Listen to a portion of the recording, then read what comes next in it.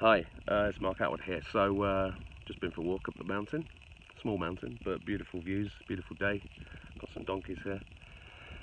I was on Charlie Ward Show yesterday, and I disclosed an idea that I'd had, and this is an idea about the education system, because as a father right now, it's all pretty stressful with what's happening with kids in schools.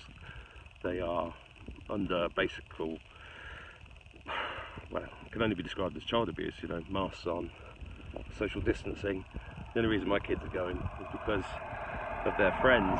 They want to see their friends, and I'm respecting their decision at the moment, but, you know, hello, at the moment, but this is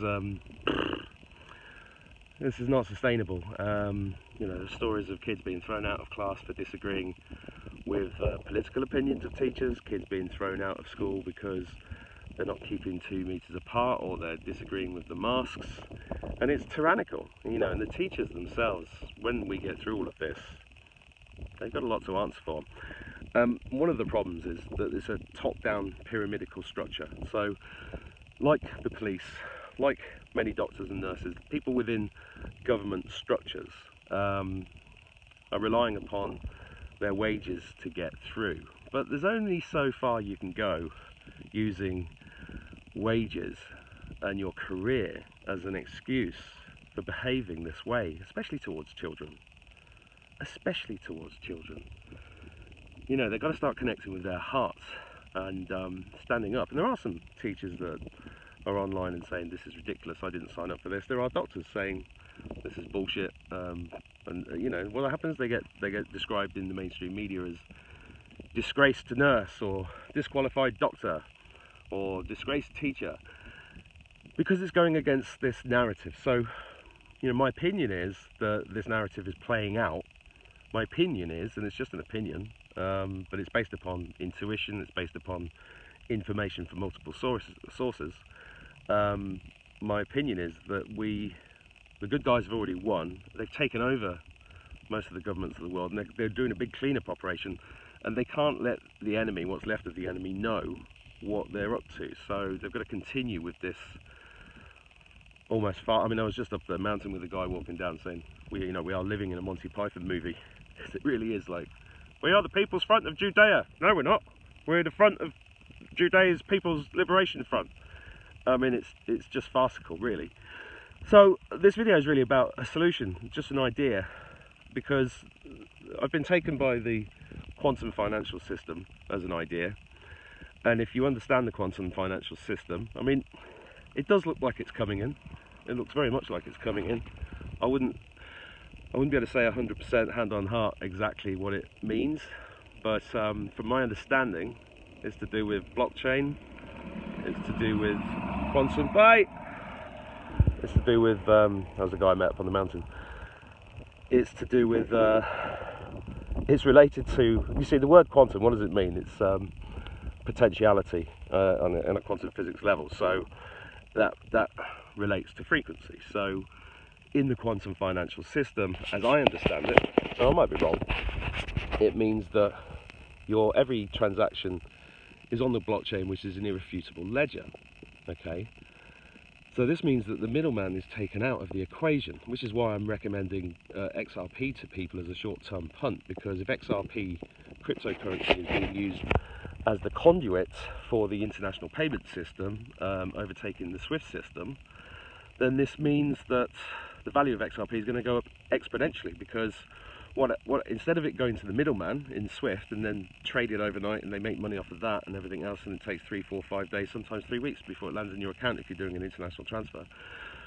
With the quantum system, it will go into XRP, taken out of your currency, transferred into XRP, transferred immediately or very quickly, and then converted again at the other end and into your account. That is incredibly quick, and if you just add that up in terms of the man hours saved, the lack of profits from the middlemen who are taking your hard-earned money and making massive profits on it, you know, and there's billions of transactions per hour worldwide. That's a huge leap forward, you know. So if you can buy some XRP, buy. There's a link below this video where if you've never bought crypto, just go to the Coinbase link you can literally put your credit card in and buy some XRP. Just hold it. You know, don't buy more than you can afford to lose, because it is a punt.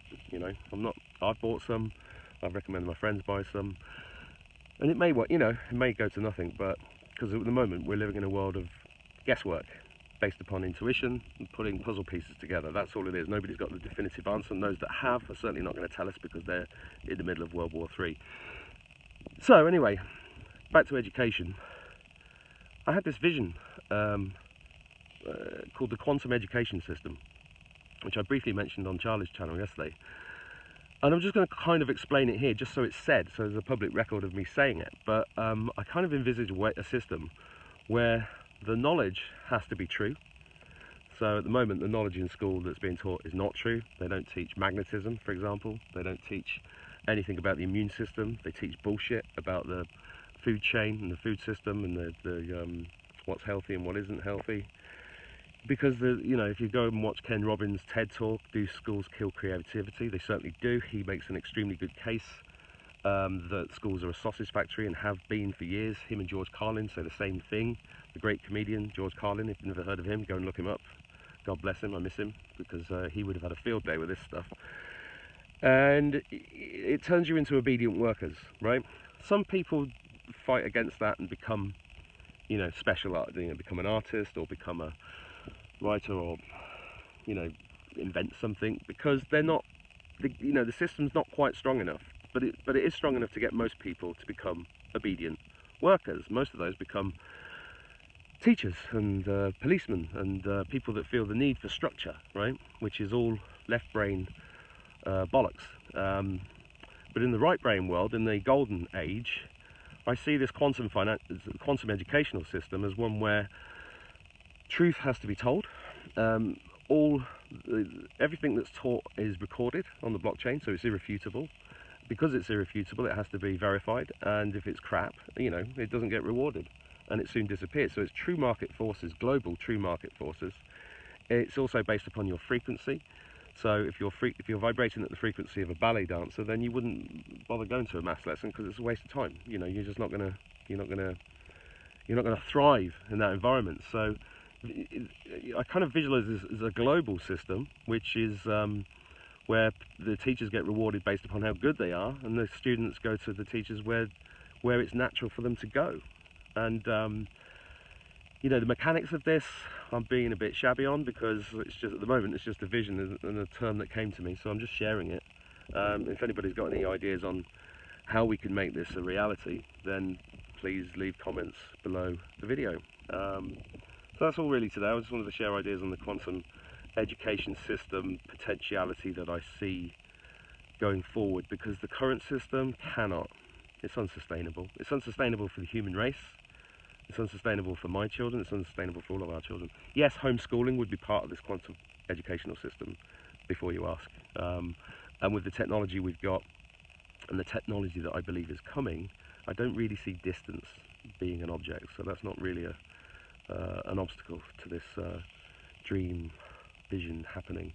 So look, I'm out in nature. I recommend everybody gets out in nature during the stress and anxiety and the weirdness. I mean, the guy coming down the mountain today was wearing quite a laugh, because I didn't shove anything down his throat, but he was basically saying, well, we know everything the government's saying is bollocks, but we still got to wear a mask, haven't we? And it's like, wow, how can you hold those two thoughts in your head at the same time? But that's the problem. That's the spell that's been cast on the human race.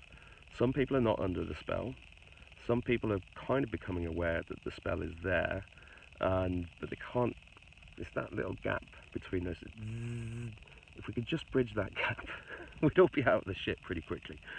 But I'll stop waffling. I hope you have a beautiful day, and I'll see you soon. Bye.